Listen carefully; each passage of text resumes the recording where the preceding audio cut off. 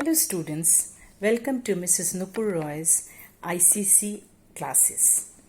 Today I will teach you Act 1, Scene 2, which is the continuation of my previous video. In the previous video I started with Act 1, Scene 2, and the scene was, the location is Belmont, a room in Portia's house. Enter Portia and Nerissa. Now here, Portia and Nerissa are discussing about the will which was devised by Portia's father to choose her husband. Now Nerissa asks Portia to tell about her affection towards the princely suitors who all have come to Belmont to seek her or to win her as wife. So Portia tells Nerissa to describe those one by one so that she can tell her love for them. So in the previous video we have done the Neapolitan prince.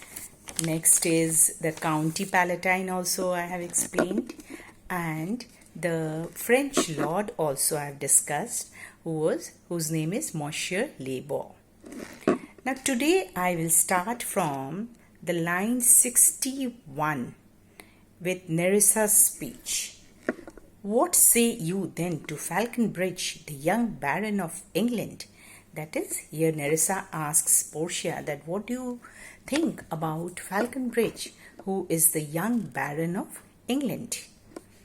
Portia, you know I say nothing to him, for he understands not me, nor I him. So Portia tells about Falconbridge that she speaks nothing to Falconbridge because neither he understands her nor she understands him. He hath neither Latin, French, nor Italian, and you will come into the court and swear that I have a poor pennyworth in the English.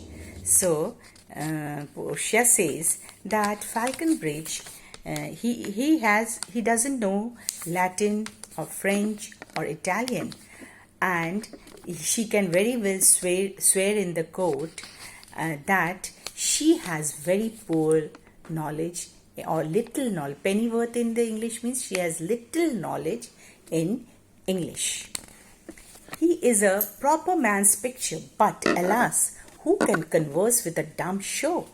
So Portia says that he is a proper man's picture means he is a handsome man, but what happens? No one can converse, no one can talk with a dumb man. Dumb show means with a man who cannot converse properly. How oddly he is suited. So Portia is also rejecting him by describing about his suit, about his dress. That is how badly he is suited means he is dressed. I think he bought his doublet in Italy, his round hose in France, and his bonnet in Germany. That is, Portia says that Falconbridge must have bought the doublet. Doublet is a jacket in Italy, his round hose means the trousers, in France, and his bonnet, that is the cap, in Germany. And his behavior everywhere. That is, his behavior means his manners are of every place. What think you of the Scottish lord, his neighbor? So Nerissa next asks that what does she think? What does Portia think about the Scottish lord, who is the neighbor? Whose neighbor? That is Englishman's neighbor. That is Falconbridge's neighbor. Portia, that he hath a neighborly charity in him, for he borrowed a box of the ear of the Englishman. So Portia tells about the Scottish lord that he has a neighborly charity. That is, he has the benevolence, he has the love for his neighbor. For he has borrowed a box of the ear of the Englishman. That is, he has got a box means he has got a blow on his face by the Englishman, and swore he would pay him again when he was able. And he thought that he would, that is, the Scottish lord thinks that he would pay when he gets a proper time to pay in the Englishman. And when he was able. I think the Frenchman became his surety and sealed under for another. So Portia says that the Frenchman has become his surety. That is, the Frenchman is a very great help for the Scottish lord, because he has sealed under for another, that he has become a guarantor for the Scottish lord. Now here actually the comparison is here that the English always fought with the Scots, that is Scotland, and English also fought with the French. Now the Scottish lord, the Scotland got help from French to overcome the English, or to face the English. So this is what Portia tells you. Nerissa, how like you, the young German, the Duke of Saxony's nephew? So Nerissa says that how do you like the German who is the Duke of Saxony's nephew? Portia, very wildly in the morning and when he is sober, and most wildly in the afternoon when he is drunk. That is, very wildly means he is very, that is Saxony's nephew, the young German, is very unpleasant in the morning, and when he is so very unpleasant in the morning when he is in his sober self, and most wildly in the afternoon, and most unpleasant he is in the afternoon when he is drunk. And when he is best, he is little worse than a man. So his best position, his best behavior is like the appearance worse than a man. And when he is worst, he is little better than a beast. And when he becomes his worst self, then he is a little better than a beast. And the worst fall that ever fell, I hope, that is, if the worst thing ever falls on Portia, that he accepts her, then I hope I shall make swift shift to go without him. That is, she says that if he ever accepts her, then what she will do? She will rather not accept. Shift to go without him means she will not accept him. Nerissa, if he should offer to choose and choose the right casket, you should refuse to perform your father's will if you should refuse to accept him. So Nerissa tells that if he should offer to choose, that is, if the Duke of Saxony's nephew, the young German, chooses her correctly and choose the right casket, then will she refuse to perform her father's will, father's wish, if he is going to refuse to accept him. Students, have you understood this? I'll explain again. Nerissa tells that if he ever chooses her by choosing the right casket, he is here the young German, the Duke of Saxony's nephew, that if he ever chooses her by choosing the right casket and Portia refuses him, Portia doesn't accept him, then what she will do? She will refuse her father's will to be performed if she is going to not refuse the young German. Portia, therefore, for fear of the worst, I pray thee, set a deep glass of Rhenish wine on the contrary casket, for if the devil be within and that temptation without. So Portia says that therefore, for the fear of the worst thing to happen, that he chooses the correct casket. What Portia plans? Portia says that she prays her to set a deep glass of Rhenish wine. That is, to set a deep glass means a large glass of Rhenish wine on the contrary casket, means on the wrong casket. For if the devil be within, that is, even if there is the devil in that casket, then in the wrong casket, then for that Rhenish wine, the young German will be tempted to choose that casket. I know he will choose it. I will do anything, Nerissa, ere I will be married to a sponge.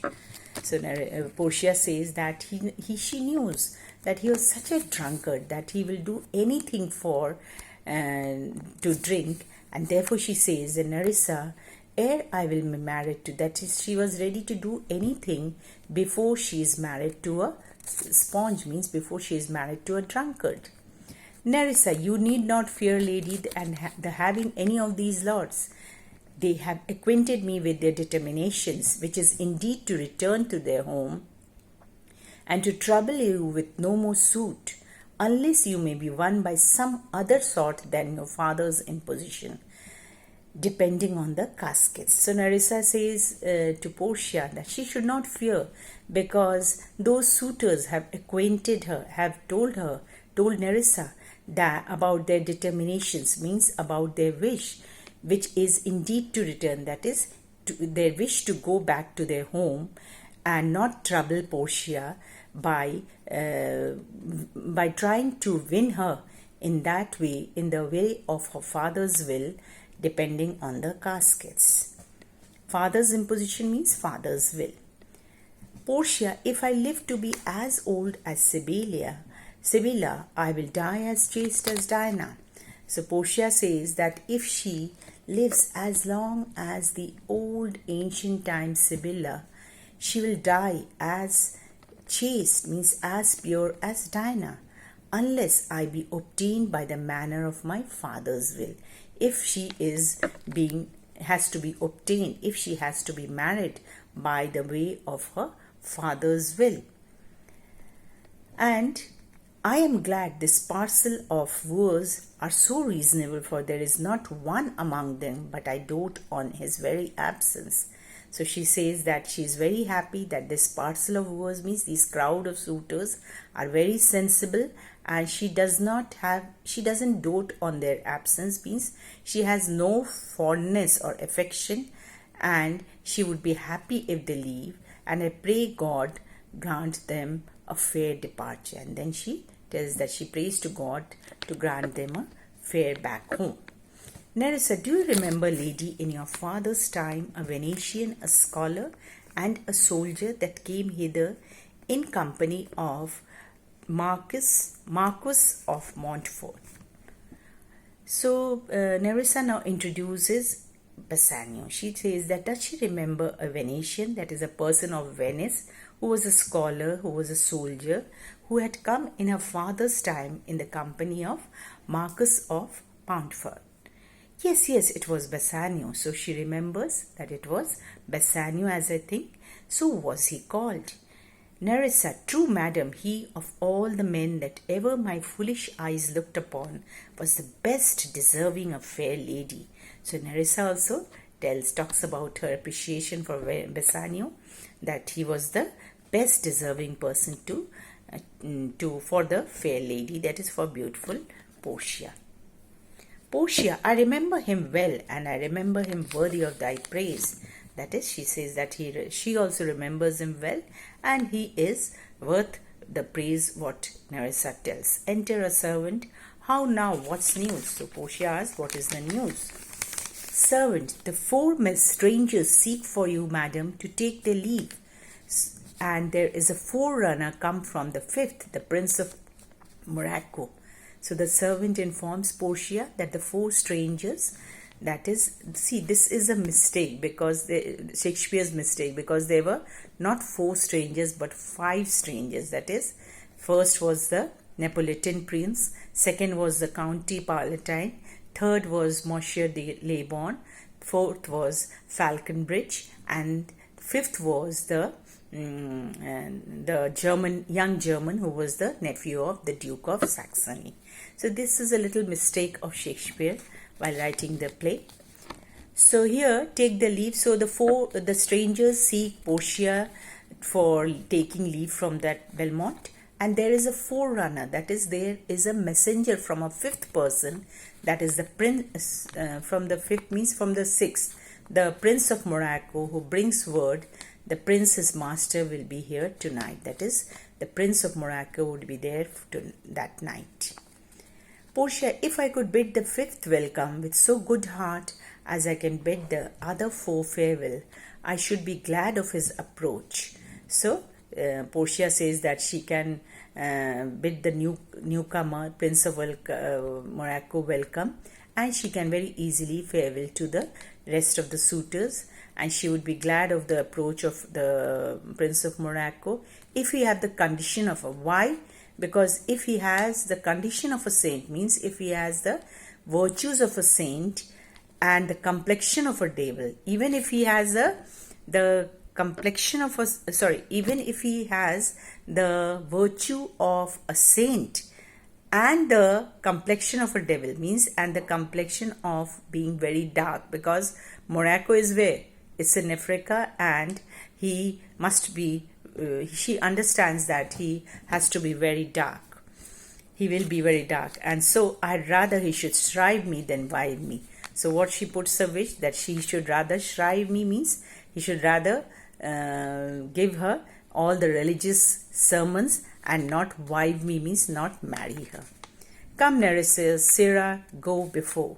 Sarah is here, go before. While we shut the gate upon one wooer, another knocks at the door. So she says that while they close the gate upon this one group of suitors, another knocks at the door. Exit. So Act 1, Scene 2 completes here. So I hope you are understanding the explanation of the play, The Merchant of Venice by William Shakespeare.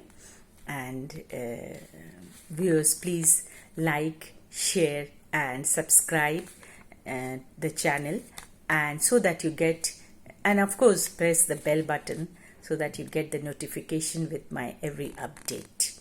Thank you, students.